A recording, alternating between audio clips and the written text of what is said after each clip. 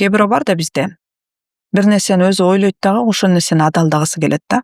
Ошол нерсени сенден жообун алып, ошол нерсени өзүнүн ичиндеги нерсенге ыңаткысы келет да.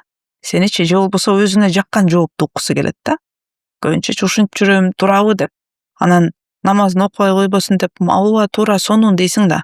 Бирок барып ошол нерсесин толуктайт деген биз толук үмүттөбүз. Себеби көптөр ошол баамдатты гана баштаган болот. Баамдат менен куфтанды баштаган болот. Анан барып намазын толуктайт. Же болбосо бир гана жума намазын окуп жүргөндөр болот. Анан барып толук намазга келет. Бул нерсе албетте жаман эмес. Жоктон көрө албетте жакшы. Парыз болгон амалды биз колдон келишинче аткарып калууга аракет кылышыбыз керек. 5 мал намаз парыз. Анын бардыгын аткарбай койгонго караганда 2 абалын, 2-ни өткөгөн аткарса дагы жакшы. Бирок бул нерсе менен экөөнү аткарып коюп жүрө берсең болот, калаганын кылбай эле кой деген нерсе эмес. Барып биз толук ишенебиз, намазын толук тургузат деп. Бирок эгерде болбойт деп жооп бергендер да бар да, болбойт. Экөөнү эле окуп атасың да, жок, 5 мал окуш керек десе, ал ошол 2 малын да калтырып коет. Эмне болду? Өлгөн үстүнө көмгөн болду.